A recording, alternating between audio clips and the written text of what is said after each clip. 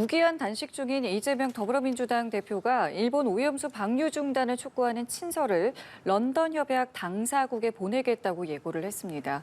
국민의힘은 민주당이 외교적 망신을 자초한다며 맹공을 퍼붓습니다. 이런 가운데 서희초 교사 사망 49제 추모일인 오늘 전국 교사들이 거리로 나설 예정입니다. 정부 여당이 집회 대응 방안을 논의했는데요. 관련 내용 포함한 정치권 이슈 원영섭 국민의힘 미디어 법률단 단장 그리고 권지웅 전 더불어민주당 비대위원과 함께 이야기 나누겠습니다. 두 분 어서 오십시오. 네, 안녕하십니까. 안녕하십니까? 예, 이재명 민주당 대표가 어제 국회에서 기자회견을 열고 이 런던 협약과 런던 의정서 가입 국가에 오염수 방류 중단 촉구하는 친서 발송을 예고를 했습니다. 국민의힘은 반발했는데요. 관련 발언 듣고 대담 시작하겠습니다.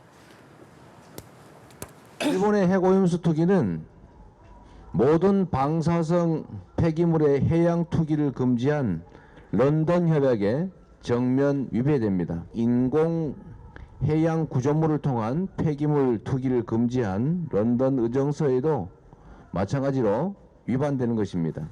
일본의 명백한 국제법 위반을 바로잡아야 합니다. 이를 위해 저는 런던 협약 86개 당사국 국가 원수와 정부 수반에 친서를 발송하려고 합니다. 일본의 그릇된 행동을 멈추고 해양 안전과 생태계 보존의 뜻을 모으는 계기가 되기를 바랍니다. 방탄 단식쇼와 반정부 집회를 벌이면서 이젠 급기야 런던 협약 당사국들의 오염 처리수 방류 반대 의사를 담은 친서까지 보냈다니 국정 발목 잡기로도 모자라 이제는 외교 자해 행위까지 저지르는 이재명 대표와 민주당의 행태에 분노를 금할 수 없습니다.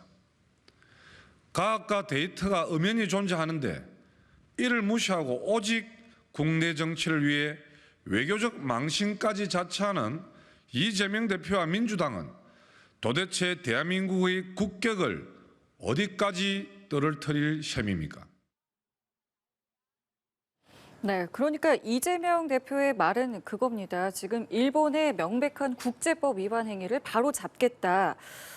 이 오염수 문제를 이제 국제사회로 가져가겠다 이런 뜻이거든요. 어떻게 좀 보십니까? 이게 참 이재명 대표가 나라 망신, 민주당 망신이 따로 없다. 제가 그렇게 말씀을 드리는데요. 지금 국제사회에 가져가려고 해도 뭐 어디다가 어느 나라의 외국에다가 이 오염 처리수의 방류가 문제 있다라고 하려고 해도 근거가 있어야 되잖아요. 지금 오염 처리수가 방류가 시작이 됐습니다. 그러면 그 검침 자료가 생기거든요. 검증 자료가 다 수치가 나오고 있는데 그거와 관련해 가지고 그러면 이게 어떤 임계점을 넘은 그런 자료들을 최소한 들고 가야 이게 이 오염 처리수가 해양 폐기물이니까 해서는 안 됩니다. 방류해서는 안 됩니다. 그런 말이 먹힐 거 아니에요. 아니 그런 검침된 자료가 있으면 그 가실 필요도 없고 그 우리나라 정부 차원에서 바로 그 방류를 반대할 겁니다. 조치를 취할 거고 네. 각 나라가 서로 일본에다 대고 이제 더 이상 방류하지 말라라고 이미 제재가 들어갈 거예요. 그런데 아무런 근거 자료도 없이 근거 자료는 만들 수도 없어요. 왜냐하면 그 임계 수치보다 낮게 나오고 있으니까 이미. 근데 이걸 들고 가가지고 어느 나라에 이야기한들 그 나라에서 그거를 그래요라고 받아놔 줄지 그걸 알 수도 없고. 그리고 지금 이제 뭐 독일의 매체들도 이야기를 하지만 외국에서 보는 시각도 민주당이 그런 이제 정쟁에 활용하기 위해서 이 후쿠시마 오염 처리수 문제를 활용하고 있다. 정쟁의 수단으로 그렇게 다 이미 보고 있습니다. 근데 그 부분에 대해서도 민주당이 전혀 이 부분에 대한 어떤 책임감 있는 행동을 하기에 앞서가지고 네. 단순히 국제사회에 말을 하면 뭐가 된다라는 식으로 그런 식으로 국민을 오도하고 계신데 그런 국민에 대한 오도가 전혀 먹히지 않을 거다. 저는 그렇게 보고 있습니다. 국제사회로 가져가는 거 뭐 좋은 선택이라고 보십니까? 그게 뭐 좋다 나쁘다가 아니라 그렇게라도 해야 되는 상황이라고 저는 생각합니다. 그러니까 국민의힘도 2년 전만 해도 오염수 투기를 반대했었습니다. 그때 나름 근거가 있었겠죠. 지금도 사실은 변호사님께서 안전하다라고 말씀하셨지만 그렇게 안전한 것이었으면 다르게 써도 좋았을 겁니다. 근데 바다에 투기하는 이유는 그것이 안전하지 않기 때문이죠. 그리고 그것이 안전하다는 것의 근거도 도쿄전력이 신뢰할 만한 데이터를 제공한다고 전제했을 때 가능한 일인데 도쿄전력이 어떻게 이것을 검증하는지 저희는 아직도 아무도 알지 못합니다. 그리고 또 하나 더는 사실 이 오염수를 누적해서 인간이 흡수했을 때 어떤 일이 벌어지는지 모른다는 겁니다. 예를 들면 가습기 살균제 문제도 가습기 살균제 문제로 2만 명이 돌아가시고 95만 명이 다쳤습니다. 근데 그것도 처음에 나올 때는 그것이 안전하지 않다는 건 아니지만 안전한지 어떤지 모른다는 상태에서 사실은 판매되었던 겁니다. 그러니까 인체에 직접적으로 들어간다고 하는 것이 완전히 안전하지 않은 상태에서는 하면 안 된다는 교훈을 저희가 얻었던 것인데 지금 그런 확신이 없으면서 그냥 방류하는 거 괜찮다, 방류에 대한 우려를 표하는 것은 괴담이다, 이렇게 주장하는 건 저는 매우 위험한 주장이라고 생각하고요. 일본 역시도 러시아가 방사능 폐기물을 방류했을 때 1993년도에 런던 의정서를 기해서 사실 반대했었습니다. 그 같은 조치를 해두어야 나중에 문제가 생기더라도 한국 정부가 할 말이 있는 거 아니겠습니까? 예. 민주당의 태도, 행동에 대한 두 분의 의견을 좀 들어봤는데요. 정부 여당은 이런 야권의 공세에 좀 정면 대응하는 그런 모습입니다. 일단 주말 동안 윤석열 대통령 수산시장을 찾았고요. 또 국민의힘에서는 뭐 유튜브 채널을 경찰에 고발했는데 뭐 원영섭 단장님께서 직접 좀 내기도 하셨습니다. 근데 그런 것들이 지금 이렇게 야당에서 주장하는 것들에 대한 충분한 좀 잠재울 수 있는 불안감을 해소할 수 있는 그런 행보들이다라고 해석해야겠습니까? 어떻게 좀 생각하십니까? 일단 후쿠시마 오염 처리수와 관련해서는 괴담 선동의 문제입니다. 그래서 무엇보다 이 가짜 뉴스를 척결하는 게 일단은 먼저가 돼야 되고요. 제가 이제 2023년 2월에 있었던 그 일본의 정어리대 폐사 사건을 마치 그 방류 이후에 폐사한 걸로 해가지고 그 동영상을 유튜브에 올린 그 부분에 대해서 미디어 법률단에서 이제 고발 조치를 했는데요. 근데 그것부터 시작을 해서 이제 가짜 뉴스가 나오지 않도록 하는 게 일단 1단계고, 그리고 사실 궁극적으로는 가서 먹어야 돼요. 그러니까 무슨 말이냐? 실제로 머리로는 수치보다 낮고 안전하고 본인들도 이제 지금 매체가 다 열려 있잖아요. 네. 각종 정보를 우리가 입수할 수가 있고 그런 거와 관련해 가지고 문제가 없다라는 생각을 가지고 있다고 하면서도, 그런데도 찝찝해하시는 분들은 분명 존재해요. 그거를 부정해서는 안 돼요. 그분이 일단에 존재한다라는 그런 것들은 당연히 인정해야 되고 그거에 대한 대책을 세우는 게 당연히 필요하다는 거고요. 그 부분에 대해서는 어떻게든 그만하라고 할 때까지 먹어야 됩니다. 먹어서 내가 실제로 그 시연을 해야, 그래야지 국민들께서 굉장히 안심하고 문제 없구나, 그런 심적인 찝찝함까지 해소를 할 수가 있다고 보는 거거든요. 그 부분에 대해서는 효과적으로 대응을 하고 있는 중이라고 보여집니다. 이런 대응, 그리고 김기현 대표와 지도부는 오늘부터 좀 버스를 타고 전국 민생 투어를 다닌다. 오늘 수도권부터 시작을 하게 되는데 어떤 야당의 이런 오염수에 대한 공격에 좀 대비하고 민생을 챙긴다라는 것이 지금 여당의 입장인데 그런 부분도 효과가 있겠습니까? 그러니까 여당은 정부가 해야 될 일을 먼저 한 다음에 국민들께 뭐 도움을 요청하는 것입니다. 그러니까 과거에도 쌀값 하락이 있었을 때 정부 차원의 조치를 할 수 있었는데 그 조치는 거부한 다음에 밥 한 공기 다 먹자 이런 운동을 했지 않습니까? 그러니까 정부 여당이 해야 될 일은 그런 캠페인이 아니라 정부 차원에서 해야 될 일을 하는 것이에요. 그러니까 계속 누적해서 말씀드리지만 여전히 후쿠시마 그 사고 핵 연료병 근처에는 아무도 가지 못합니다. 심지어 로봇도 갔다가 로봇이 부서져서 아무런 조치도 못하고 있는 상태예요. 그리고 최근에도 그러니까 기준치의 180배가 넘는 세슘이 검출된 우럭이 있었지 않습니까? 그러니까 이런 것들이 지금 사실로 있는 상태이기 때문에 국민들이 불안해하시는 겁니다. 그러니까 민주당이 그냥 괴담을 선동해서 국민들이 불안해하시는 게 아니에요. 그럼 그것을 인정하고 그러면 한국 정부가 취해야 될 입장 무엇인지에 대해서 먼저 고민한 다음에 그걸 충분히 한 다음에 너무 저희 불필요한 불안은 좀 없앱시다라고 하면 국민들이 받아들여 주시겠죠. 지금 이재명 대표가 단식하는 것과 대비 효과를 노려서 김기현 대표가 민생 투어를 하는 것에 대해서는 어떻게 생각하십니까? 그러니까 저는 적절해 보이지 않습니다. 그러니까 제가 방금 말씀드린 걸 요약드리면 정부가 해야 될 일을 하지 않은 채로 국민들께 회를 먹어도 괜찮습니다. 회 먹읍시다라고 하는 캠페인을 하는 것은 정부가 할 일은 아니다. 그런 캠페인을 할 단체는 많이 있습니다. 왜 그걸 정부가 합니까? 알겠습니다. 자, 관련해서 들어오는 이야기들이 있으면 계속 좀 전해드리겠고요.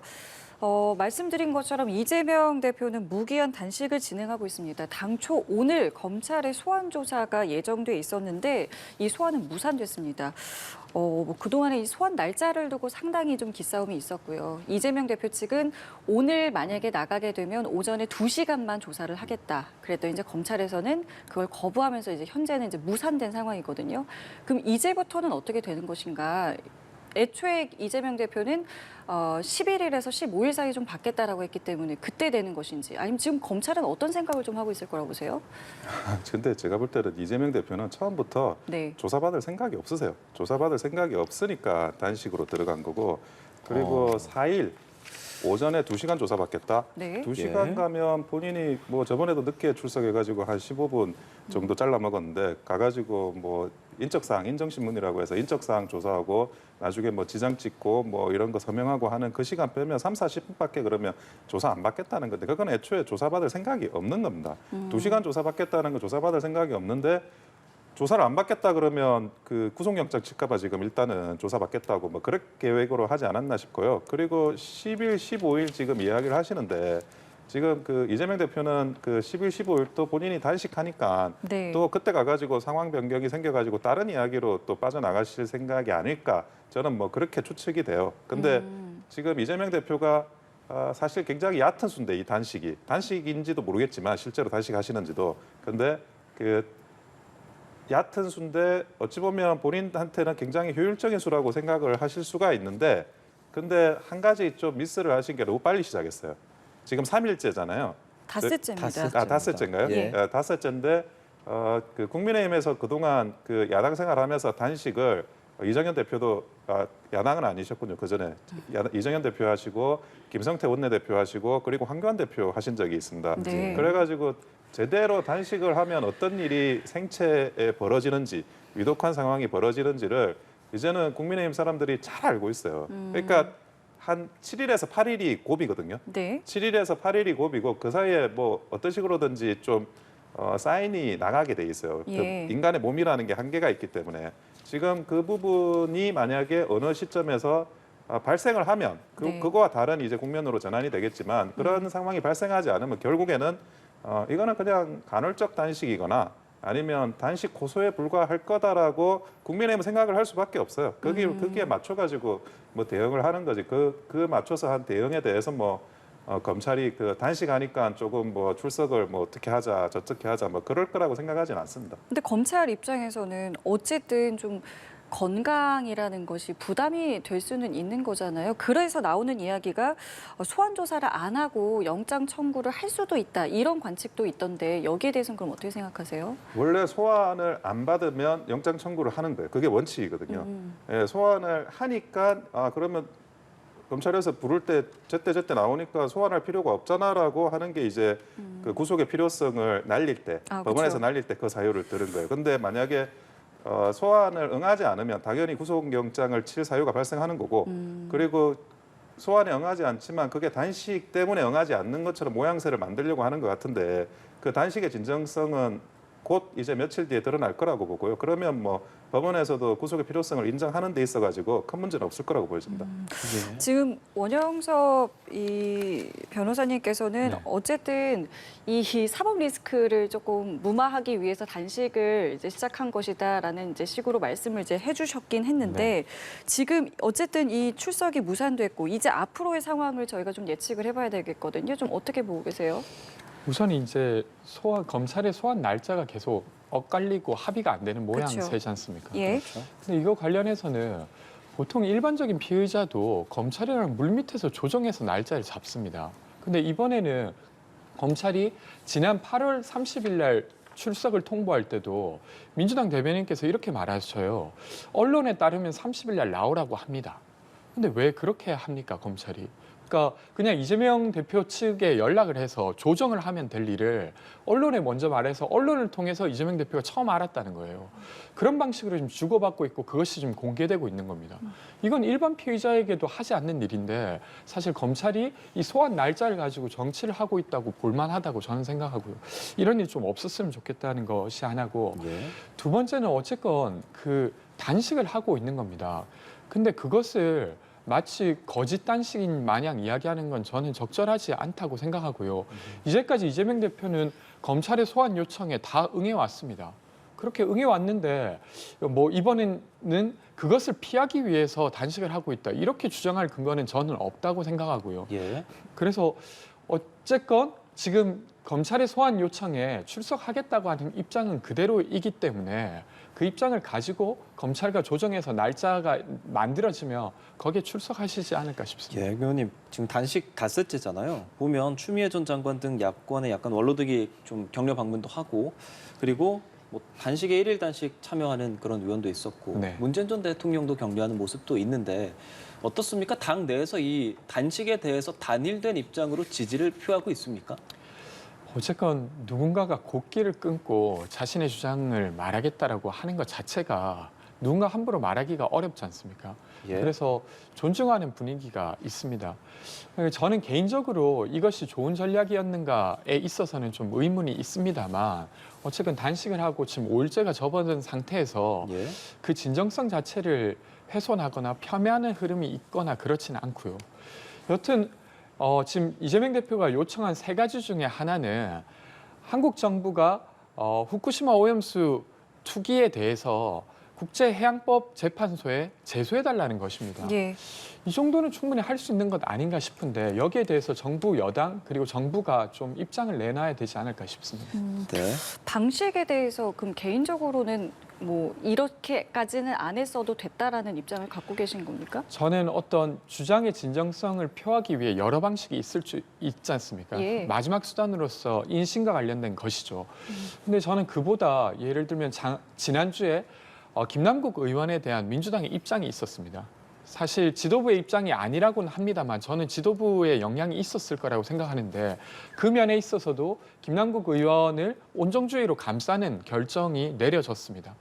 그리고 정치개혁 관련해서도 사실 다당제 정치개혁을 민주당은 계속 이야기했습니다만 이렇다 할 입장을 내놓지 않았어요. 예를 들면 민주당이 손해보더라도 이런 정치개혁 하겠다라고 되게 강하게 말하는 것 이런 것들이 되려 자신의 진정성을 드러내 보이는 거라고 저는 생각합니다. 그런 것들이 있으면서 마지막으로 뭔가 인신과 관련된 조치가 있었으면 더 좋았겠다. 근데 그런 조치가 훨씬 더 국민들에게 설득력이 있지 않았을까 싶습니다. 그러면 검찰이 앞으로 어떻게 할지는 뭐 모르겠습니다만은 저희가 아까 이야기한 것처럼 만약에 영장 청구를 하게 된다면 또 표결을 해야 되는 거잖아요. 그러면은 그 다음부터는 좀 어떤 시나리오가 좀 펼쳐질 수 있을 거라고 생각하세요? 지금 이제 그 체포 동의안과 관련한 부분에서는 네. 그 가결이냐 부결이냐 그것만 남아 있는 거지 않습니까? 그쵸. 그것만 남아 있는데 지금은 이제 많은 분들이 또 걱정돼 가지고 뭐 방문도 하고 뭐 그 단식 투쟁하는 현장을 가기도 한다고 하지만 예. 그거는 그 상가집에 조문하는 거하고 비슷한 거예요. 그 부모 죽인 원수가 아닌 다음에 가가지고 애도도 하고 아무리 그 전에 뭐 다른 이해관계가 있다 하더라도 하는 그런 모습을 일단은 보이는 거거든요. 근데 그게 체포동의안 국면으로 가면 그거는 냉정하게 실리를 따질 수밖에 없는 거고 그리고 각자가 그 민주당이 앞으로 어떻게 갈 건지에 대한 내부 현역 의원들의 판단이 서게 될 겁니다. 그렇죠. 예, 다만 이제 지금 단식은 그 전에 그러니까 불체포 특권을 포기하겠다고 한 말을 본인 입으로 번복할 수 없고 체포동의안을 불체포 특권을 포기하지 않겠다 그 이야기를 몸으로 보여준 거에 불과한 거고 그 시그널을 받아가지고 이제 친명계든 비명계든 자기들의 이제 그 노선을 정하게 될 것 같고요. 근데 여기서 한 가지 분명한 거는 이번에 체포동의안이 가결이 되지 않는다면 네. 비명계는 아마 아예 구심점이 없는 방식으로 와야 될 겁니다. 벌써 지금 그전에도 기회가 있었지만 지금도 그 기회를 잡을 수 없다 그러면 더 이상 이제 그 비명계라는 거는 세력으로서 존재할 의미는 없어진 거예요. 그렇기 때문에 본인들이 이 중요한 상황에 대해서 어떤 결단을 내릴지에 대해서 냉정하게 판단하고 실행에 옮기지 않을까라는 생각이 듭니다. 가부 자체도 중요하고 그 이후에 이제 민주당의 모습까지도 결정짓는 어떤 분수령이 될 거라는 말씀이신데요. 네. 어떻게 생각하세요? 우선 지금 진행되고 있는 단식과 체포동의안에 대한 것은 전 분리해서 봐야 된다고 생각하고요. 물론 이제 체포동의안에 대해서 민주당의 아주 일부 의원이 그때 체포동의안 표결할 때 나가자라고 주장하시거나 이런 이야기를 하고 계시지만 그것은 당의 전체적인 입장은 결코 아닙니다. 이재명 대표 본인께서도 체포동의안 가결 받고 그러니까 혹은 가결이 아니더라도 영장실질심사를 받으러 가겠다고 말을 하셨고 의원총회에서도 그 같은 결정을 한 바기 때문에 저는 거기에 대해서는 의심이 없고요. 그 실제로 구속이 되시냐 안 되냐는 지금 예단할 필요는 없을 것 같습니다. 근데 만약에 그것과 관련해서 구속과 관련된 조치가 이뤄진다고 한다고 하면 그것은 민주당 내에 매우 큰 일이 생기게 된 것이죠. 예. 그때 가서 논의하면 되지 않을까 싶습니다. 뭐 그게 뭐 가부는 지금으로서 우리가 얘기할 수는 없겠지만 그래서 사실 뭐 건강도 그렇고 여러모로 그래서 네. 이재명 대표가 이 단식을 언제까지 하게 될까? 뭐 출구에 대해서도 막 이런저런 이야기들이 많이 좀 나오고 있는데 좀 우려의 목소리들도 있을 것 같습니다. 어떻게 해야 할까요? 그러니까 두 가지 우려가 있는데 하나는 개인적으로 걱정이 되는 거죠. 그러니까 지금 요구안으로 가지고 가신 세 가지가 다 정부가 예. 입장을 내놔야 되는 네. 부분입니다. 근데 지금 지금으로서는 네. 윤석열 대통령께서는 야당 대표를 한 번도 안 만난 지금 500일이 넘도록 만나지 않은 유일한 대통령이지 않습니까? 그렇기 때문에 기대하기가 매우 어렵고 그러면 출구를 찾기가 어려운 거죠. 그러면 정말로 건강상에 아주 심각한 수준까지 단식이 이어지지 않을까 하는 우려가 하나고요. 두 번째는 민주당 차원에서도 어쨌든 대표가 단식을 하고 있기 때문에 예. 나름의 출구가 필요한 것입니다. 뭐 지금 당장 지도부가 출구 논의를 할 필요는 없겠지만 네. 저처럼 민주당이 이렇게 보고 있는 입장에서는 어떤 출구가 필요하긴 할 텐데 어떻게 해야 될까. 근데 그 면에 있어서도 정부 여당이 뭔가 조금이라도 호응을 해준다고 하면 그것이 출구가 될 텐데 그렇지 않을 것 같아서 매우 그럼 걱정스럽습니다. 정부 여당의 호응이 없다면 어떤 출구 전략을 가져가야 한다라고 보십니까? 그러니까 저도 그렇게 잘 그려지진 않습니다. 어쨌건 지금 주요한 내용은 후쿠시마 오염수 투기에 대한 어떤 입장을 내놓아라는 거지 않습니까? 거기에 있어서 정부는 계속해서 괴담 이야기만 하고 있기 때문에 이렇다 할 호응을 이끌어내기가 정말로 쉽진 않겠구나 싶습니다. 네. 뭐 이렇게 출구 전략에 대해서 물론 상대 당이긴 하지만 그럼 이재명 대표가 이 단식을 언제까지 할 것이다라고 생각하고 계십니까? 근데 민주당은 이재명 대표를 걱정하시는 것 같은데 국민의힘은 이재명 대표를 걱정하지 않아요. 왜냐하면 그동안 단식을 하시는 분들이 어떤 경위를 거쳐가지고 진행하는 걸 다 봤거든요. 예, 걱정하지 않는다는 게 뭐 건강에 대해서 말씀하시는 제대로 된 겁니까? 단식일까? 일단 거기에 대해서 의구심을 가지고 있는 거고요. 그리고 뭐 이재명 대표가 자기 죽을 일을 하실 분은 아니다. 거기에 대한 이제 국민의힘의 어떤 확신을 가지고 있는 거고 그렇기 때문에 이재명 대표가 출구 전략은 그 모양새에 대한 부분이지 어떤 식으로든지 출구를 찾아서 나가실 거라고 보고 있는 거죠. 그 모양새는 뭐 민주당 내부에서 정무적으로 고민을 하실 부분인 것 같아요. 근데 중요한 거는 이제 병원으로 가느냐. 병원으로 가면 검진을 합니다. 건강 상태가 어떤지 다 봐요. 예. 그러니까 건강이 정말 나쁜지 안 나쁜지가 드러나요 그때. 그리고 다른 방식으로 그러면 그 출구를 찾느냐. 그러면 뭐 그 명분이 있어야 돼요. 그 명분에 대해서는 그 지금 제시하시는 명분이라는 게 상식적으로 들을 수 없는 명분을 지금 제시를 한 거예요. 지금 국제재판소에 제소를 하자? 아니 본인도 변호사인데 제소하면 그냥 아무 근거 없이 자료도 없이 제소할 수가 있나요?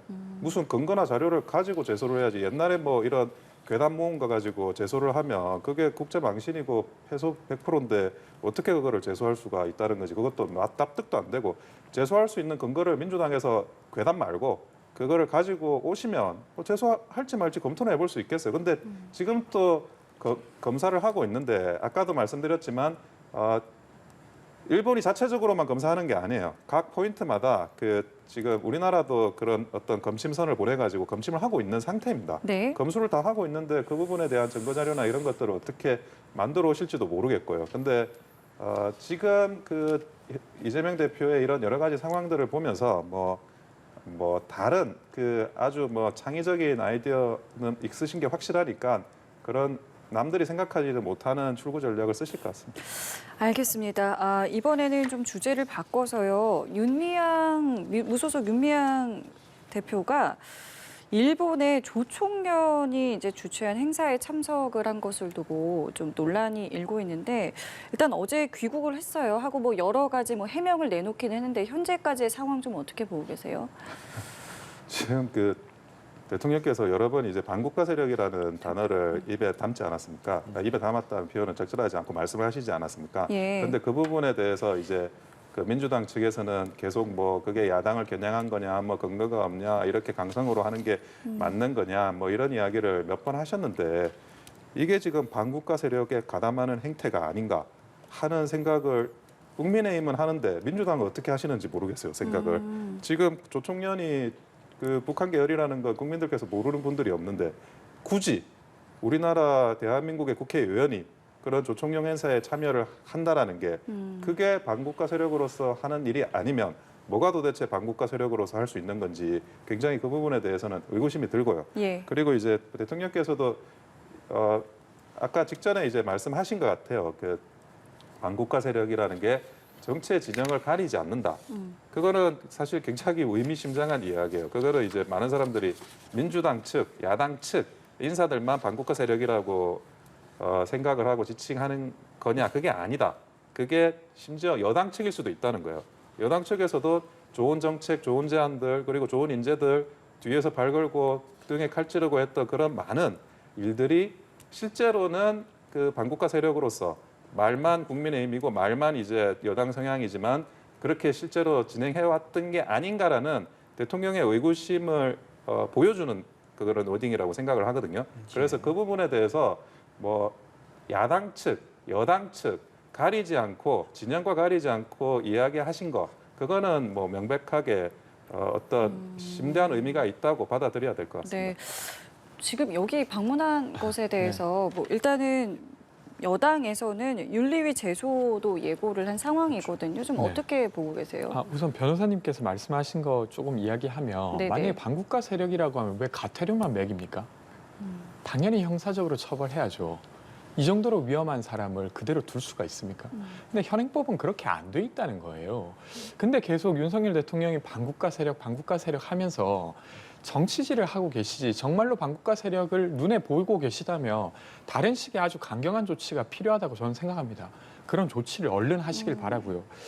두 번째로는 저는 처음에는 그 윤미향 의원 쪽에서 그러니까 외교부랑 통일부랑 같이 협의해서 절차를 밟았다. 그리고 나서 만남을 가졌다라고 하길래 그러면 뭐 비판할 이유가 있겠냐라고 했는데 오늘 이제 보도된 것을 보니까 실제로 조총련을 만난다고 하는 것까지는 합의가 안 됐던 것 같아요. 네. 미리 보고가 되어야 될 상황이었는데 그렇죠. 근데 그런 것들을 하지 않고 만남을 진행한 것은 저는 적절하지 않다고 생각합니다. 그렇게 보고 그냥 조총련 자체를 만난 것 자체를 비판하는 것은 좀 저는 좀 과하다고 생각해요. 어쨌건 친북 단체인 건 알고 있고 그리고 지금 한국에서 많은 지자체들도 북한과 교류 사업을 하고 있습니다. 그러니까 지금 저희가 언론에 보도되는 것만 있는 것이 아니라 지금 서울시도 오세훈 시장이 이끌고 있는 서울시도 북한과의 교류를 계속 이어가고 있어요. 그러니까 이런 모든 일들이 마치 잘못된 것처럼 말하는 건 전 적절하지 않다고 봅니다. 그러니까 이게 사전에 신고를 하지 않은 것은 생각해 볼 여지가 있지만 만남 자체에는 문제가 없을 수 있다라는 건데 뭐 같은 의견 갖고 계십니까? 아니 그때 그 조총련이라는 그 내용을 묵비했다는 게 그게 그 내용을 밝혀서 협의를 봤으면 뭐 모르겠어요. 100번 양보해서 그 부분에 대해서 밝히지 않고 이렇게 만났다는 것 자체가 저는 굉장히 문제라고 보여집니다. 알겠습니다. 자, 그리고 오늘 서희초 교사의 49제입니다. 전국 교사들이 이제 대규모 집회를 갖게 됩니다. 뭐 연가라던가 병가를 쓰고 이제 거리로 나서게 되고요. 일단 정부는 오늘의 이러한 어떤 집단 행동에 대해서 불법으로 간주하고 엄정 대응하겠다라고 밝혔습니다. 앞서 윤 대통령도 비슷한 발언을 좀 내놨는데요.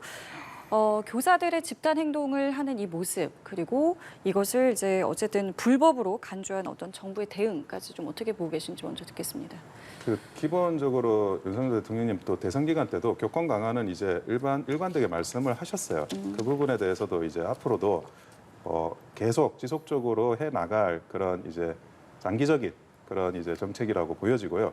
다만 그 집회를 하시는 데 있어가지고 저는 뭐 그 부분은 이야기를 꼭 하고 싶은데 뭘 항의하시는 건지를 모르겠어요.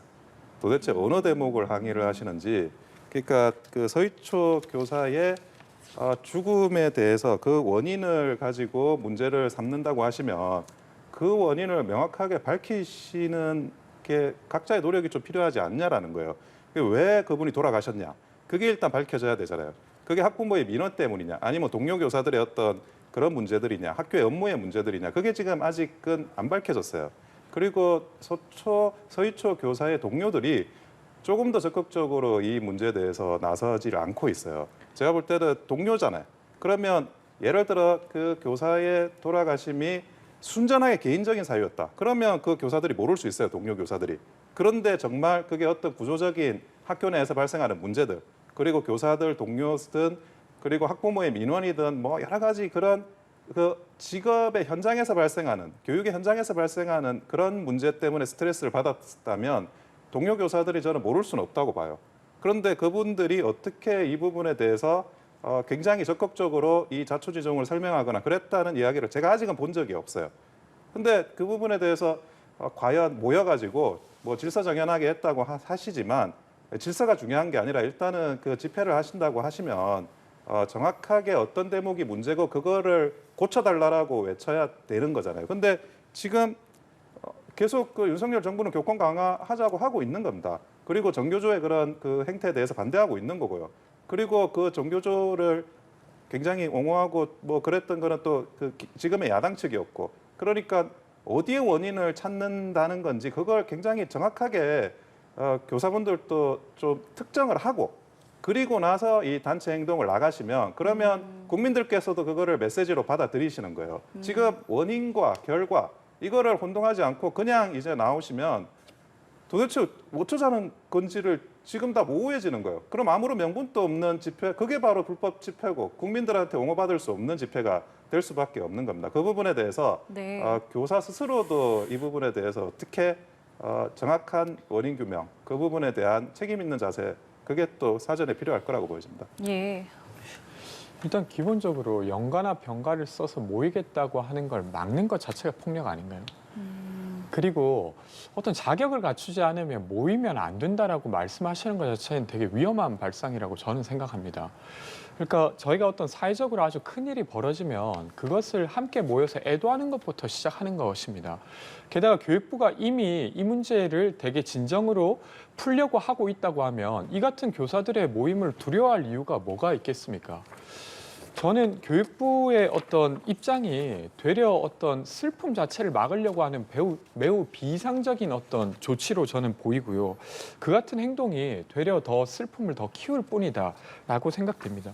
그러니까 최근에 이제 나흘간 벌써 교사 3명이 또 스스로 목숨을 끊었어요. 예. 그럼 무언가 문제가 있는 겁니다. 그리고 그 문제를 다룰 수 있게 돕는 것이 사회나 제도가 해야 될 일일 텐데 그것을 막는 것 자체는 저는 좀 동의가 잘 안 됩니다. 그러면 지금 정부 여당에서 어쨌든 지금 뭐 진행하고 있는 부분들이 있습니다. 교권 강화, 뭐 4대 입법이라던가 여러 가지 것들을 이제 추진하고 오늘은 또한 또 다시 어떤 것들을 이제 추진하게 되는 것인데 지금의 이 방향성에 대해서는 어떻게 좀 보고 계세요? 그러니까 이게 단순하게 봤을 때는 네. 악성 민원을 직접 교사들이 받지 않게 하자. 그리고 뭐 그 아동보호법과 관련된 것을 좀 고쳐서 사실은 어느 정도는 교원의 어떤 업무를 진행할 수 있게 하자라고 맞습니다. 하시는데 예.